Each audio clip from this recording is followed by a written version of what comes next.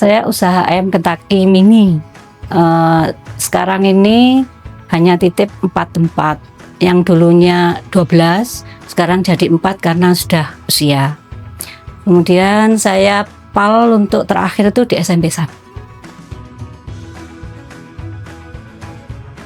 Awal mulanya dari anak saya untuk bekal, kemudian teman-temannya pesen, jadilah saya titip di kantin. Itu sekitar tahun berapa? Sekitar tahun 2004. Mulai saya berkarya itu hanya punya 2 tempat, kemudian merembet ke selain sekolah, kemudian jadilah 12 itu. Saya bimbing di situ, akhirnya jadi banyak. Kemudian selesai anak-anak sudah sekolah 2, bekerja, tinggallah 4 tempat itu. Ya, waktu 12 tempat tuh saya bikin hampir 900.000 piece dengan harga 1.000. Nah, untuk sekarang saya hanya membuat 300 piece, tetapi harganya 2.000. Kalau kendala tidak begitu banyak, karena kita usaha di sekolah, kantin tuh pastilah anak-anak. Tetapi kalau kendala itu yang tiba-tiba pulang pagi, itu aja. Kayak ada orang meninggal, kita kan nggak bisa prediksi di situ, itu aja. Kalau selama bulan puasa itu saya masih ada usaha lagi pastel mini kering. Jadi untuk libur yang 2 bulan biasanya puasa itu saya bikin pastel mini menjelang lebaran seperti itu. Tapi kalau yang libur seperti sekolah akhir mau kenaikan, ya bersyukurnya puji Tuhan bapaknya yang rame, jadi tidak ngimbas lah. Ya, saya sudah berkarya 21 tahun. Kalau tipnya, saya tidak merubah kualitas yang saya pakai. Dari dulu saya pakai segitiga. Minyak juga karena dulu harga Sanko mahal, saya pakai minyak kita karena untuk menutupi kemahalan itu. Kemudian ayam juga saya pilih yang bagus. Biarpun harganya lebih murah di lain, tapi hasilnya tidak bagus, saya tidak mau. Pasti saya pakai bagus.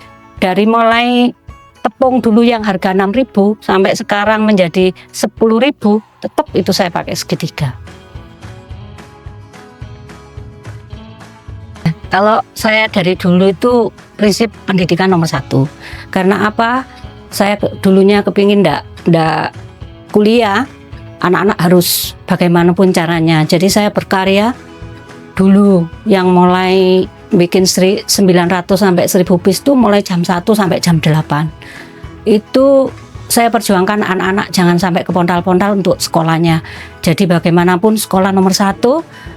Bahkan saya berprinsip sakuan anak nomor 1 untuk anak-anak berangkat sekolah, kemudian baru saya untuk jualan.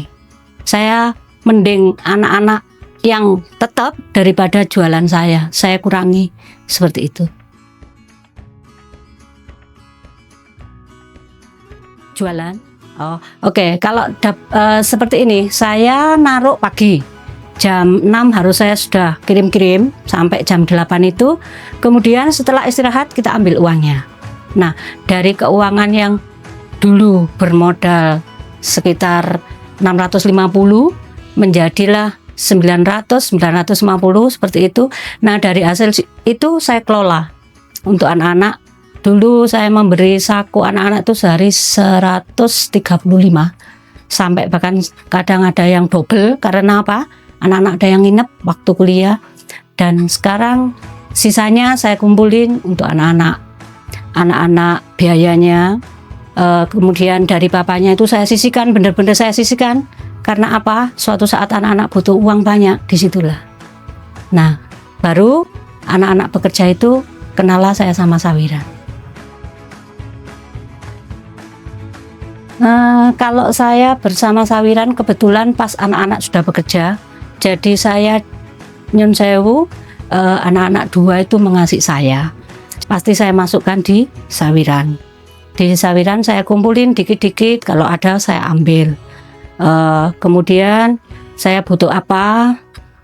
Sebelum butuh waktu itu, saya ingat saya punya uang 11 juta. Mas Freda menyarankan ikutlah Bu deposito seperti itu. Nah dari situ saya kumpulin dikit, punya deposito 10, kemudian naik, akhirnya punya banyak. Nah ini saya dulu karena dulu susah, begitu saya punya uang tuh pernah pinjem banyak di Sawiran tuh bukan dipakai untuk saya, tetapi untuk membantu teman-teman yang kantin. Oh ya, jadi dari nabung itu akhirnya menjadi saya punyalah uang sekitar 150. Nah, dan saya selalu memakai smart. Nah, saya butuh uang, saya pinjem. Pernah pinjem 50 juta sendiri, memang buat bayar rumah ini, membayar rumah. Tapi saya punya prinsip kan, uang itu tidak akan hilang karena sistemnya kan smart. Saya cicil, anggaplah saya nabung. Nah, akhirnya lunas untuk beli rumah, selesai. Akhirnya pada tahun 2004, nah rumah ini saya renovasi.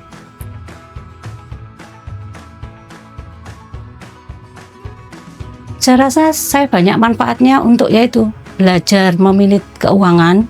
Terus saya juga belajar untuk ternyata menabung itu bagus sekali. Tetapi sayangnya saya kenal Sawiran tuh sudah anak-anak bekerja.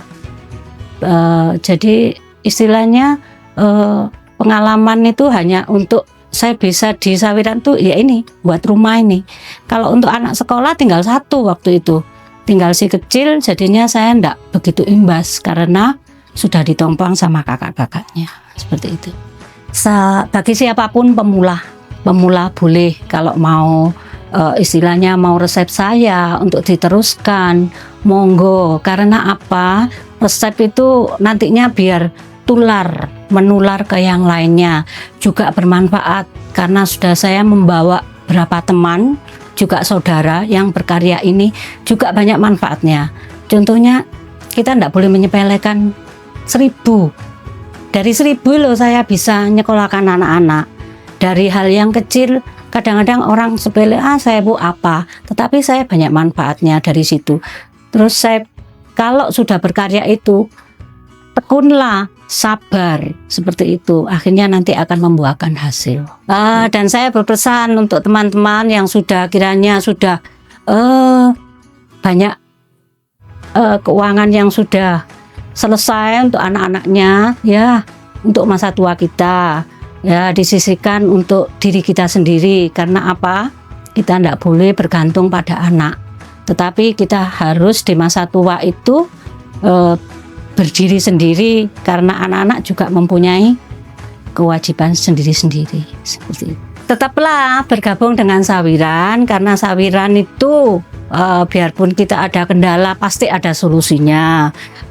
Jangan takut untuk bertanya dan apa itu, karena juga saya tidak mengerti apa itu dulu deposito, apa itu semat, apa itu sibuhar, tidak mengerti. Tetapi lambat laun ikut dari satu ke satu yang lainnya akhirnya mengerti dan banyak manfaatnya juga. Dari yang nggak bisa jadi bisa, dari yang nggak punya jadi punya, ya seperti ini akan membuahkan hasil dari Sawiran itu.